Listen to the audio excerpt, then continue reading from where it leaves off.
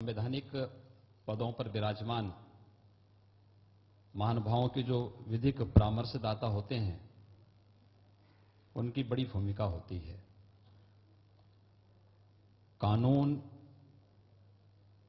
का सैद्धांतिक ज्ञान ही नहीं बल्कि देश काल और परिस्थिति के अनुसार उसकी व्यावहारिकता कितनी अनुकूल होनी चाहिए, यह अत्यंत महत्वपूर्ण है। और इस दृष्टि से संवैधानिक पदों पर बैठे हुए महानुभावों के लिए उनके विधिक परामर्शदाता का रोल बहुत मायने रखता है, क्योंकि कभी कभी इस प्रकार के जो परामर्शदाता होते हैं, उनकी एक छोटी सी गलती अर्थ को अनर्थ कर बैठती है और फिर वह विवाद का विषय बन जाता है। और अक्सर हम लोग इसको देखते हैं, सुनते हैं और उसका सामना हम सबको करना पड़ता है। इस दृष्टि से उपाध्याय जी की ये भूमिका जो द गवर्नर्स गाइड के रूप में आज हम सबके सामने आई है, इस देश के एक ऐसे महत्वपूर्ण पहलू को लेकर के इस देश में राज्यपाल की भूमिका क्या होनी चाहिए विभिन्न प्रदेशों में, वह संविधान में पहले से उल्लिखित है, लेकिन स्वाभाविक रूप से उसकी व्याख्याएं अलग अलग क्षेत्रों में अलग अलग प्रकार से हमेशा हुई है और आगे भी होगी। मुझे लगता है कि आज इस राजभवन में आदरणीय राम नाईक जी हैं और राज्यपाल के रूप में उनकी जो भूमिका रही है, जिस प्रखरता के साथ उन्होंने कार्य किया है, उनके बारे में आम जनमानस इस बात को कहता है कि वे जनता के राज्यपाल हैं। आम जन के बीच एक बेहतर संवाद उन्होंने बनाया है प्रदेश में। और यही नहीं, प्रदेश में लोकतांत्रिक तरीके से चुनी गई सरकारें अगर कभी अपने मार्ग से भटकी हैं तो उन्होंने उस पर अपनी बेवाक टिप्पणी से उसे नियंत्रित करने में किसी प्रकार की कोई कोताही नहीं बरती है।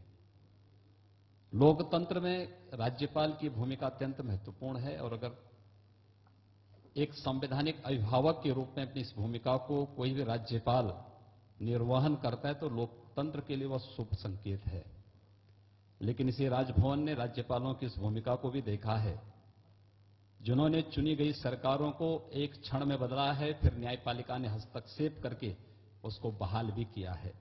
ये दोनों भूमिकाएं हम सबके सामने हैं। अगर इन दोनों भूमिकाओं को अगर हम देखेंगे तो उस दृष्टि से द गवर्नर्स गाइड हम सबके लिए अत्यंत उपयोगी हो सकती है। केवल राज्यपालों के लिए नहीं, विधिक क्षेत्र में कार्य करने वाले विशेषज्ञों के लिए, न्यायपालिका में कार्य करने वाले न्यायाधीशों के लिए, इस क्षेत्र में शोध करने वाले, और मुझे लगता है कि जीवन के किसी भी क्षेत्र में कार्य करने वाला कोई भी व्यक्ति हो, उन सब के लिए अत्यंत महत्वपूर्ण होता है। मैं अक्सर इस बात को लेकर के बहुत परेशान रहता रहा हूं, और इस बात को इसलिए भी क्योंकि गवर्नर की जो भूमिका है वह केवल एक संवैधानिक प्रमुख के रूप में ही नहीं है। उत्तर प्रदेश के संदर्भ में आप देखेंगे तो विश्वविद्यालय के कुलाधिपति के रूप में भी उनकी बड़ी भूमिका होती है। और मैं अक्सर इस बात को देखता था कि विभिन्न विश्वविद्यालयों में कुलपतियों ने जो अपने विधि परामर्शदाता रखे हैं, वे एक एक बात को लेकर के अर्थ को अनर्थ बनाने में बड़े माहिर हैं और इतनी खराब स्थिति पैदा कर देते हैं कि वहां कोई कार्य ही नहीं हो पाता है।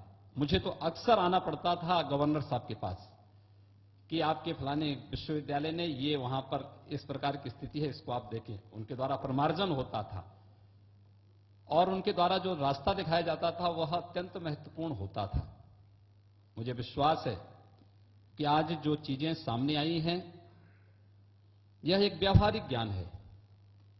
उपाध्याय जी ने जो कुछ कहा है, सज्जनों, हम सब के सामने अक्सर ये होता है कि हम कुछ चीजों में अक्सर भूल करते हैं। एक अक्सर होता है कि हम सब इस बात को लेकर लड़ते हैं कि मेरे कर्तव्य क्या हैं, और कर्तव्य और अधिकार के बीच में जब टकराव की बात आती है तो हम कर्तव्य पीछे धकेल करके अपने अधिकारों के लेकर के सामने खड़े होते हैं, सीना तान करके खड़े होते हैं कि नहीं मेरे अधिकार हैं।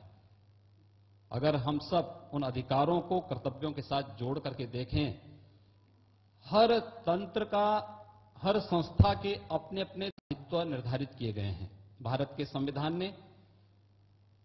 अगर किसी को अधिकार दिए हैं तो उसके साथ, उसके कर्तव्यों के साथ भी उसको बांधने का बहुत मजबूती के साथ कार्य किया है। अगर हम सब अपने उन कर्तव्यों का निर्वहन ईमानदारी के साथ करें तो फिर अधिकारों को लेकर के कहीं भी टकराव की नौबत आने की स्थिति नहीं हो सकती है। एक ये बात हम सब के लिए आवश्यक है। दूसरा, हम सबको इस बात को याद रखना होगा कि गुड गवर्नेंस का आधार रूल ऑफ लॉ ही हो सकता है और उसको स्थापित करने के लिए आवश्यक है कि हर संस्था अपने अपने कर्तव्यों का निर्वहन करें। यह अत्यंत आवश्यक है। मुझे अच्छा लगा कि उपाध्याय जी ने जिस सरल भाषा में इस पुस्तक का लेखन किया है, वह हर क्षेत्र का व्यक्ति अगर अपने अनुभवों को लेखन के माध्यम से इसी प्रकार से प्रस्तुत करना प्रारंभ कर दें तो आने वाली पीढ़ी को हम बहुत कुछ दे पाएंगे। अक्सर होता है कि हम अपने अनुभव को समाज में बांटना नहीं चाहते।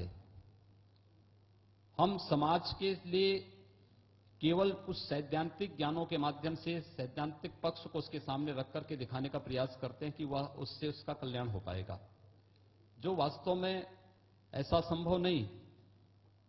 और लेखन एक दुरूह कार्य है, लेकिन लेखन के लिए एकाग्रता चाहिए, उसके लिए व्यापक शोध चाहिए और उसके लिए उसी प्रकार का परिश्रम भी चाहिए। इन तीनों का सम्मिश्रण उपाध्याय जी में देखने को मिला है। अच्छा हुआ कि नवरात्र में उपाध्याय जी ने व्रत नहीं रखा सरदार जी, वैसे ही उनकी सेहत कमजोर है तो संभवतः अगर आप उनको जो राय दे रहे हैं आपको फिर दूसरी ओर से परेशानी हो जाती है। लेकिन ये रचनात्मकता को प्रदर्शित करता है लेखन। आपने देखा होगा गवर्नर साहब ने जब अपनी पुस्तक का लेखन किया, गवर्नर साहब का मार्गदर्शन तो हम लोगों को बहुत पहले से मिलता रहा है। आज प्रदेश में एक बात को लेकर विवाद हो रहा है। कुछ लोग कह रहे हैं हम बंद